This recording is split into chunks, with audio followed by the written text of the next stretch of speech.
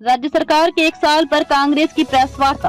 फतेहपुर विधायक हाकम अली ने बोला हमला, कहा दिल्ली वालों को राजी करने और मंत्रियों को मनाने में लगी सरकार। ईआरसीपी का नाम बदला, आज तक नहीं दिखाया एमओयू। यही हाल यमुना के पानी को लेकर एमओयू का अता पता नहीं। कांग्रेस जिला अध्यक्ष दिनेश सुंडा ने कहा, ना ओवरब्रिज में 1 रुपया लगाया, न शौर्य उद्यान में। राज्य सरकार के 1 साल पूरे होने पर कांग्रेस ने आज झुंझुनू में प्रेस वार्ता की। प्रदेश कांग्रेस कमेटी की ओर से लगाए गए प्रभारी और फतेहपुर विधायक हाकम अली तथा कांग्रेस जिला अध्यक्ष दिनेश सुंडा ने प्रेस वार्ता को संबोधित किया। इस मौके पर हाकम अली ने कांग्रेस सरकार पर हमला बोलते हुए कहा कि 1 साल में विकास के नाम पर कोई काम नहीं हुआ है। अपराध बढ़े हैं। मुख्यमंत्री दिल्ली वालों को राजी करने में और अपने मंत्रियों को मनाने में ही व्यस्त रहे। बजट की घोषणाओं को धरातल पर पूरा करने की बजाय कागजों में पूरा कर रहे हैं, जिसका जनता आने वाले समय में जवाब देगी। उन्होंने कहा कि ईआरसीपी और यमुना के पानी को लेकर घोषणाएं सरकार द्वारा की गई, लेकिन आज तक ईआरसीपी और यमुना के पानी का एमओयू नहीं दिखाया गया। 3 महीने में यमुना पानी को लेकर कार्य शुरू करने का वादा करने वाली सरकार अब सिर्फ पानी आएगा का राग अलाप रही है।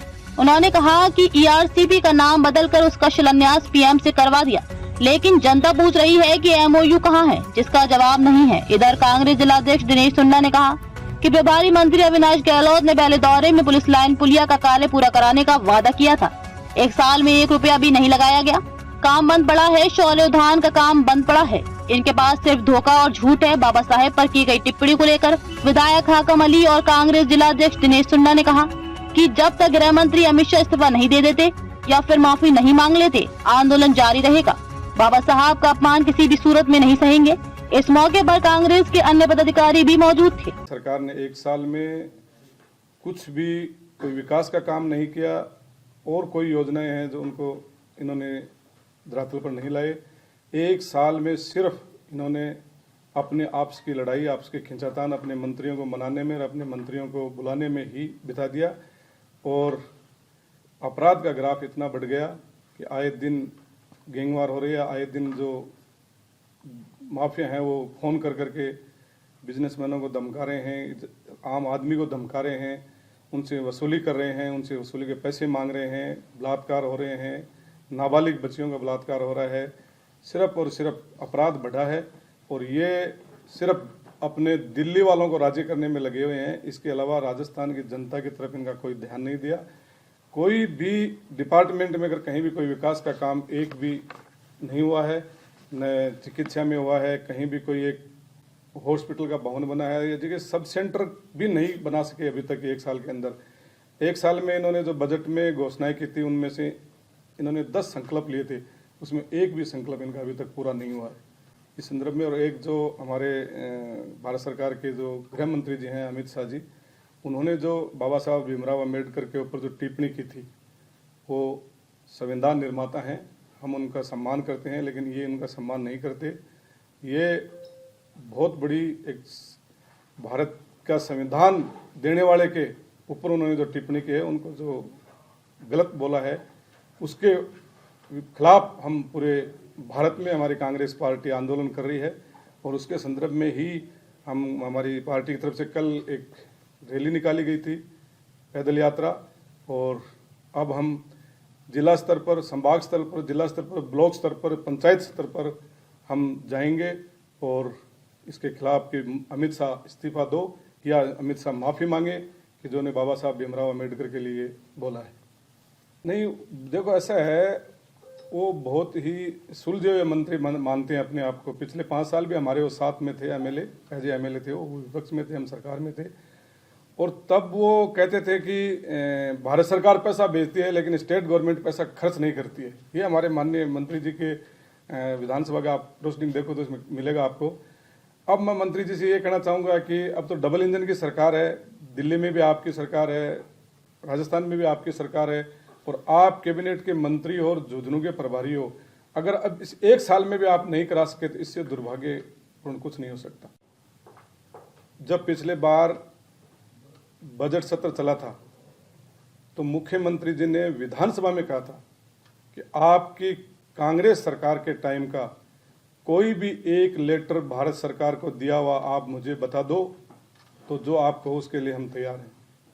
तो हमारे अशोक गहलोत ने जो 3 या 4 जो लेटर भेजे थे, उसकी कॉपी हमने मुख्यमंत्री जी को हमारे जो नेता प्रतिपक्ष थे, उन्होंने मुख्यमंत्री जी को पेश की कि माननीय मुख्यमंत्री जी, ये हमारे लेटर हैं भारत सरकार के जल संसाधन मंत्री के नाम, और संयोग से उस टाइम हमारे जल संसाधन मंत्री भी राजस्थान के थे, गजेंद्र सिंह जी, उनको लेटर दिया हुआ है। पर्सनली मुख्यमंत्री जी जाकर मिले थे, वो भी है। लेकिन वो लेटर देने के बाद आज तक हम इंतजार कर रहे हैं मुख्यमंत्री जी का कि मुख्यमंत्री जी का कोई जवाब आए। और हमने जब लेटर दिया तो मुख्यमंत्री जी से ये पूछा कि माननीय मुख्यमंत्री जी, आप एमओयू तो दिखाओगे, आप कितना पानी दोगे, कितना पानी हरियाणा से लोगे, कितना पानी एमपी से लोगे, कहाँ से पानी कितना कौन से डैम में डालोगे, कुछ एमओयू है। उन्होंने शिलान्यास कर दिया, प्रधानमंत्री जी को बुला लिया, उस ईआरसीपी का नाम केपीसी कर दिया, लेकिन एमओयू आज तक उन्होंने न मीडिया को दिया है, न विधानसभा में सदन के पटल पे रखा है आज तक। तो हमने तो जो था वो मीडिया के सामने भी पेश कर दिया, मुख्यमंत्री जी को पेश कर दिया, लेकिन आज तक वो सिर्फ और सिर्फ गुमराह कर रहे हैं। ये इस नहर के नाम ले करके 5 साल, 1 साल तो निकल गया, 4 साल और निकाल देंगे, लेकिन आने वाले दिनों में जनता माफ नहीं करेगी। इसका जवाब मांगेगी जनता कि आपने जो शिलान्यास किया था वो काम कहाँ है। आज की प्रेस कॉन्फ्रेंस का हमारे माननीय विधायक महोदय हाकमली जी ने मोटा मोटी आपको बता दिया। मैं झुंझुनू के बारे में आपको बता दूं कि सरकार पूरी तरह फेल है। सर्दियों का भयंकर मौसम चल रहा है। इस मौसम में सबसे बड़ी जरूरत की चीज जो पानी है, हम कम से कम उपयोग करते हैं।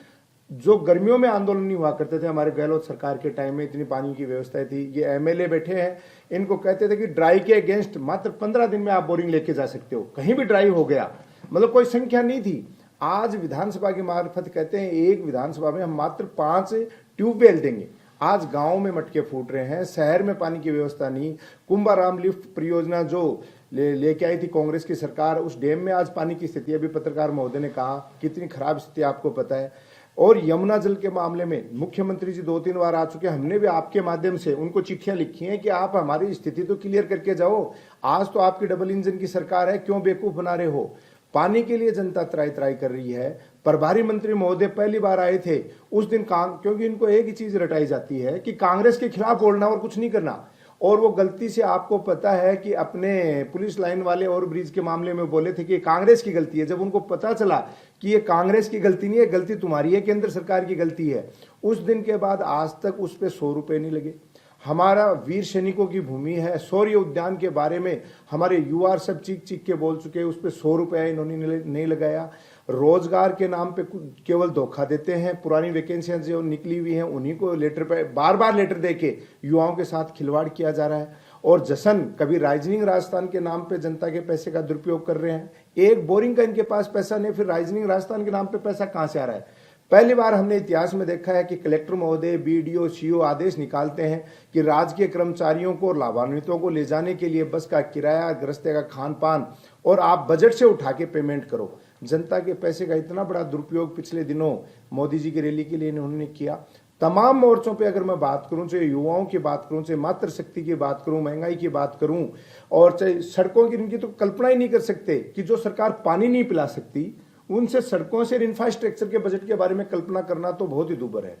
आए दिन अत्याचार, महिलाओं के साथ से बलात्कार हो, और यहां तक कि आपने देखा पिछले दिनों चिड़ावा में दुकान पे आके 2 लड़के फायर करके 1-1 करोड़ की रंगदारी मांग रहे हैं। आए दिन लूट खसोट हो रही है, और सड़कों पे एक्सीडेंट की संख्या इतनी ज्यादा बढ़ चुकी है कि हादसे उनको रोकने के लिए कोई प्रयास नहीं किए जा रहे हैं। चारों तरफ से हर मोर्चे पे वर्तमान सरकार विफल है।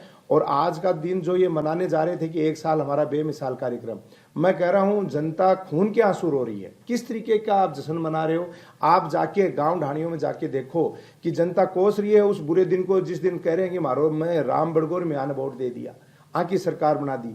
वरना उस समय चाहे चिरंजीवी योजना थी, आम आदमी को, गरीब आदमी को इतना शानदार लाभ मिल रहा था, हमारे पशुओं के लिए इतनी शानदार एक से एक कामधेनु योजना थी, हमारी इंदिरा गांधी के नाम पे इतना शानदार हमारी रसोइयां चल रही थी, आम आदमी को अच्छा भोजन मिल रहा था, उनको ज्यादातर को बंद कर दिया गया है।